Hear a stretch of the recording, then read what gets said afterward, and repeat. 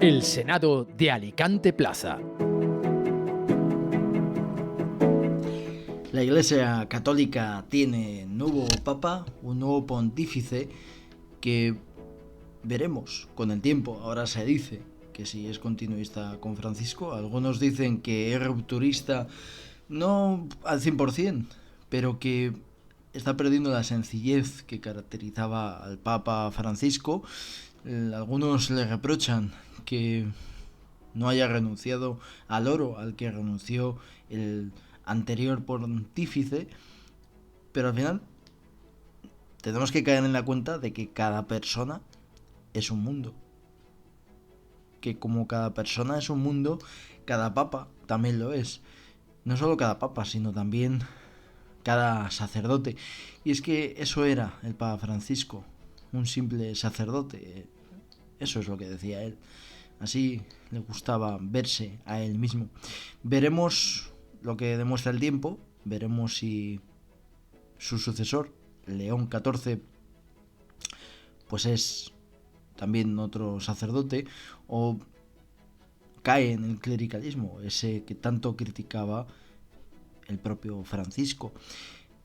Algo me dice, además viniendo de ser el jefe de todos los obispos, que seguramente él siga la misma línea que su antecesor, ese oler a oveja.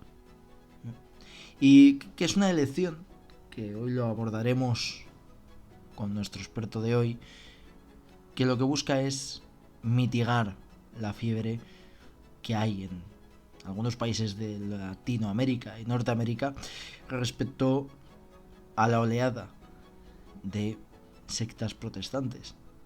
Unas sectas protestantes evangélicas que cada día ganan más adeptos, mientras la Iglesia Católica no deja de cerrar iglesias, no deja de perder fieles.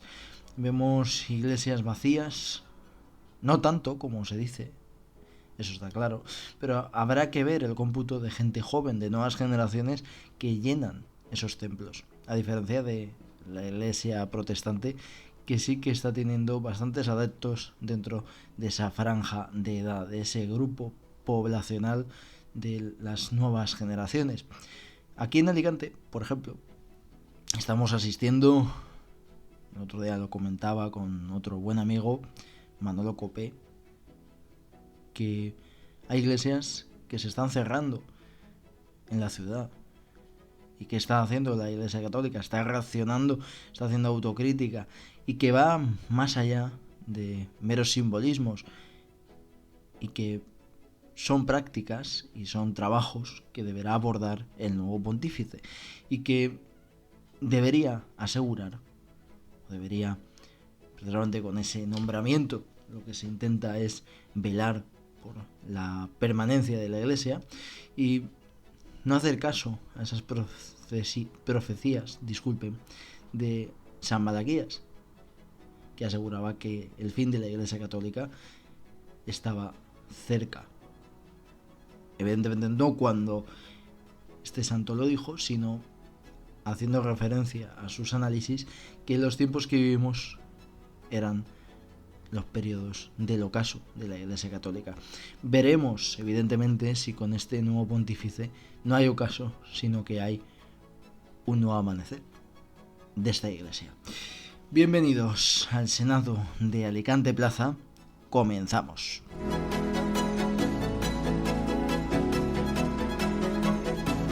Pues aquí estamos en la librería Pinchon, una vez más, en este especial para hablar pues de la figura de León XIV, ¿no? Tengo que decir que todavía me cuesta decir León XIV, y la memoria histórica, no la de los otros, sino la memoria histórica de mi cerebro, pues me viene a la cabeza León XIII, ¿no? Todavía me cuesta añadir un número más, ¿no?, a esa numerología romana. Y para hablar precisamente de si va a tener trascendencia histórica o de la figura en general de este nuevo pontífice, pues tenemos una segunda parte que sucede pues al programa especial que hicimos con Millán Requena, profesor de Derecho Internacional de la Universidad de Alicante. ¿Qué tal, Millán? Hola Jorge, buenos días y encantado de estar aquí y de hablar de un tema que es relevante para, no solo para Europa, sino para España, por supuesto, y para el mundo en la encrucijada en la que nos encontramos. ¿Crees que tendrá... Bueno, se está hablando mucho, ¿no? Vamos a empezar un poco con la brocha gorda, ¿no? Se está hablando mucho de que el Papa Francisco va a ser un papa más importante de lo que parecía, ¿no? Parecía incluso un papa de transición al principio. Pero ya lo dije en el primer especial que hicimos, ¿no? Que seguramente se le vaya a recordar más con el paso del tiempo, ¿no? Ahora habrá que ver, pues, qué pasa con León XIV, ¿no? El otro día leí una entrevista en Voz Populi al fotógrafo oficial del Papa Francisco y no te voy a negar que hizo un comentario que tampoco me gustó especialmente, porque venía a decir pues que el papado, bueno, lo decía literalmente, no es que viniese a decir, no se cortaba en poner cortapisas, y aseguraba que el papado a León XIV se le quedaba grande, ¿no? ¿Tú crees que es la persona apropiada para los tiempos que les toca vivir a la Iglesia? Bien, para empezar, la elección del cardenal Prevost fue una sorpresa mayúscula para los medios de comunicación, pero no lo ha sido, ¿no?, para los cardenales, por el amplio consenso y la elección que fue a la cuarta votación. Por tanto, con una gran unidad. El único contrincante que tenía, según se ha filtrado y se ha dicho, incluso por el cardenal de Madagascar, que era Pietro Parolin. Pietro Parolin sí que salía con un número de votos importante, unos 40-50 votos, pero la segunda y tercera votación se dio cuenta que había que no podía subir de votos, y todos los votos, digamos, todos los electores fueron mayoritariamente para el cardenal Prevost. Ha sido elegido con más de 100 votos, por tanto con una mayoría muy holgada de los 2/3, más de 100 votos de los cardenales. Eso quiere decir que hay una gran unidad y un gran consenso entre los cardenales sobre quién debía ser, por su biografía, por su currículum, por su perfil, el próximo papa. Le digo que ha sido una sorpresa para la prensa, para algunos vaticanistas, digamos, advenerizos, no para los auténticos, que quizás sí que sabían quién podía ser, pero el cardenal Robert Prevost pues reúne una serie de condiciones que lo hacen prácticamente casi idóneo para la encrucijada en la que nos encontramos, porque resulta que es matemático de formación, también filósofo, tiene estudios importantes, es un jurista, es doctor en Derecho Canónico, que no es poca cosa, y luego ha sido misionero, es decir, ha estado al pie de obra, también ha sido profesor, es políglota, habla 4 idiomas perfectamente y 2 los lee y los escribe, y por otra parte conoce a los obispos, ha desempeñado funciones desde que lo nombró obispo y cardenal Francisco, pues ha estado al frente del dicasterio para los obispos, por tanto conoce perfectamente quiénes son los obispos, y esa fue una de las razones también porque era uno de los que todos los cardenales que son obispos pues conocían al cardenal Prevost y conocían su trayectoria. Además, es un papa, digamos, que es norteamericano, que es un rasgo efectivamente que nos ha sorprendido, ¿verdad? Pero no es del norte, porque también es del sur. Ha desempeñado su actividad pastoral, como dice, es un pastor en Perú, en una diócesis muy pequeñita de Perú, en el Chiclayo, y por tanto, bueno, reúne esos dos elementos de puente entre el norte global y el sur global. Todo eso lo ha tenido muy en cuenta el cónclave, y parece ser que él era el candidato perfecto, y de hecho, bueno, pues a veces lo he comentado, dice, ¿cómo se nos pudo escapar, no? Que era la mejor biografía. Hay algunas voces, viene bien que destaques lo de doctor en Derecho Canónico, porque algunos dicen que era necesario, ¿no?, tener un perfil que tuviese pues esa cualificación, ¿no?, porque había cierta preocupación en la Iglesia, porque algunos sacerdotes, llevados un poco por esa especie de libre albedrío, que nunca ha sido así, porque el Papa Francisco nunca se ha salido de la doctrina, ¿no?, y de tampoco la liturgia, De hecho, había otros candidatos, como era Robert Sara, que eran pues firmes defensores de una liturgia tradicional y demás. Pero había preocupación de que, como digo, había sacerdotes que hacían un poco de una deconstrucción de la propia celebración de las misas, ¿no? Y algunos expertos aseguran que es necesario un perfil como el de Prevost, ¿no? Teniendo en cuenta que, como tú dices, es doctor en Derecho Canónico, ¿no? Luego habría también que destacar, ¿no? Y ahora que hablas de lo del cónclave, de los votos de Parolin y demás, esto lo he comentado en el editorial, me llama mucho la atención cuando se dice lo de, no, es que en el Vaticano hay mucho arribismo, muchas ansias de poder, ¿no? Ya me gustaría ver, pues, la actitud que tuvo Parolin, disculpen, que cedió sus votos a Prevost, porque sabía que si no, no había forma de desbloquear la situación, ¿no? Sí, en efecto, si te acuerdas, ya nos gustaría aquí en España mismo, que por su ausencia, fijarse la elección del Papa de una institución milenaria como la Iglesia Católica, que ha habido con cardenales de muy distinto perfil, de muy distinta sensibilidad y bueno, pues han tenido ese acierto, ¿no? Ese mirar por una unidad, ¿no? de la Iglesia al elegir y al ceder sus votos al cardenal, digamos, que sí contaba con el favor de la mayoría de miembros del conclave. Y efectivamente, ¿no? Las primeras palabras del Papa León XIV no solo han venido de lo que ha dicho, ha nombrado 12 veces la palabra pace, paz, ¿no? Sino de los gestos simbólicos, ha aparecido de una forma distinta, con una liturgia, no apareció como el Papa Francisco, sino con digamos, con todos los hábitos efectivamente papales, ¿no? Con lo cual eso quiere decir, en la tradición agustiniana, que tan importante, ¿no? es la aproximación de la Iglesia a la justicia social, que es su enfoque prioritario, como la liturgia, ¿no? La liturgia también es importante, y la tradición. Y eso se lo da efectivamente el hecho de ser jurista y tener una formación canónica, algo que, por ejemplo, el Sabo Ratzinger, que sí que era un gran teólogo, los anteriores, por ejemplo, ni Francisco ni Juan Pablo II, siendo los perfiles absolutamente distintos, no lo tenían, ¿no? Ni uno ni otro. Es decir, este es un papa muy bien formado y en aspectos, digamos, de derecho canónico. Efectivamente no es lo mismo señalar que hay que tener una actitud muy receptiva, por ejemplo, a las personas LGTBI, que esto plasmarlo pues en un canon concreto, ¿no? Plasmarlo en un decreto canónico, y él lo sabe perfectamente porque es doctor, y leer una tesis en Derecho Canónico en una universidad, por ejemplo, gregoriana, no sé dónde la ha hecho, pero una de las vaticanas, no es poca cosa, porque son, digamos, tesis de verdad, no tesis de 700 o 1000 páginas. Hablando precisamente de, una vez hemos hablado de la formación, ¿no? Al final esa formación no solo se la ha escogido por ella, ¿no? Porque al final sí que es verdad que a nivel formativo creo que tiene mejor formación que el Papa Francisco, ¿no? El Papa Francisco tenía pues un componente más pastoral, ¿no? No tenía evidentemente mal currículum. Al final uno, para ser cardenal, por ejemplo, o simplemente para ser obispo, uno tiene que ser doctor en algo. Ese es uno de los requisitos que hay.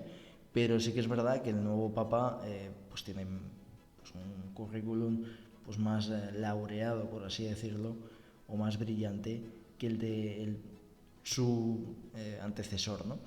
¿Y por qué digo esto? Porque al final se la ha escogido también por determinadas cosas que habrán visto los cardenales, de que es necesario pues, para los tiempos de la Iglesia, y esa formación pues la va a ejecutar pues también llevado por unas circunstancias, ¿no? Habría que ver también, ¿no? Si es un perfil que se le escoge teniendo en cuenta el vínculo que tiene con América Latina, aunque sea en Norteamérica, lo que hemos hablado antes, también tiene pues raíces españolas, ¿no? Por parte de madre.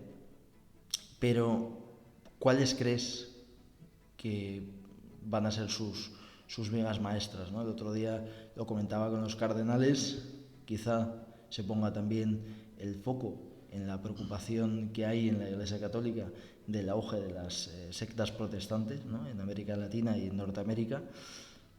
¿Cuáles crees o qué crees que se ha buscado con su nombramiento, ¿no? ¿Cuáles crees que van a ser sus, como digo, sus vigas maestras?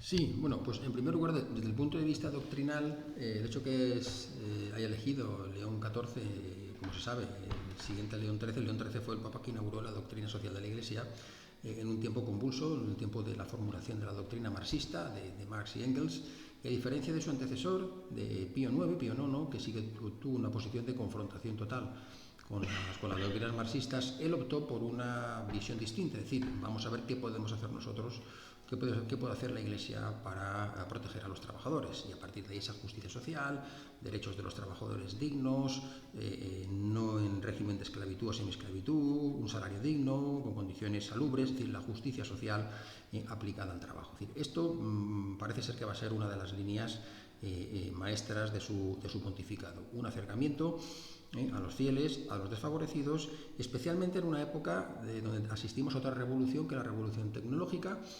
La inteligencia artificial es otra de las grandes revoluciones y bueno, pues aquí puede haber una brecha muy importante, y la hay ya en el mundo, entre el norte y el sur, las personas que tienen acceso a recursos tecnológicos, a la inteligencia artificial, y las personas que por cuestiones económicas, ¿verdad?, pues no la tienen y parece que no la van a tener, ¿no?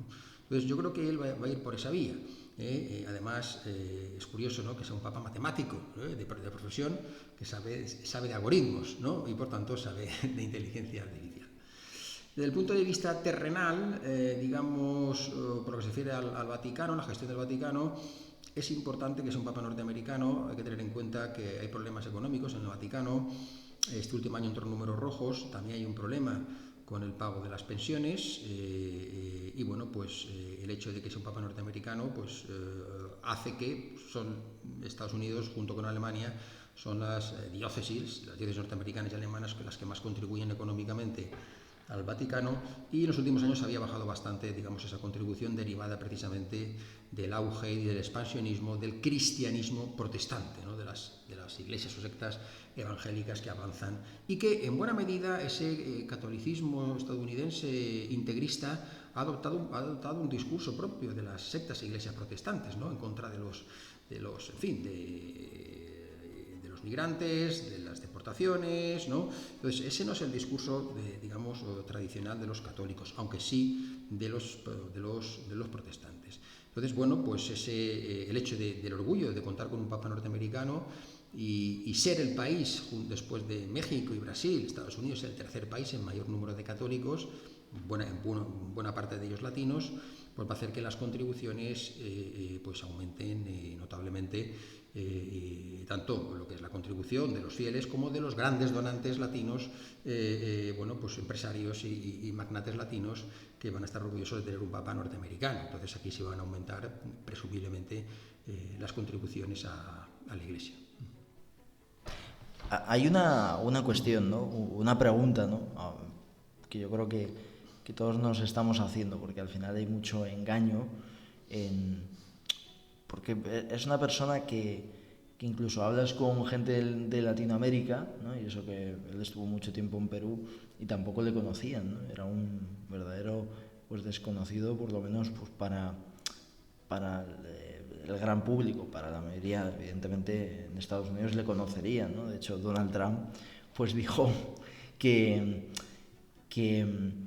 Donald Trump, no, perdón, su ideólogo, ¿no?, Steve Bannon, en una entrevista dijo que lo mejor que le podía pasar a la Iglesia era Robert Sara y lo peor era Prevost, ¿no? Es decir, fue claro, ¿no?, en este caso. Para entenderlo, ¿no?, al final, teniendo en cuenta que dice eso, él no deja de mencionar a Francisco.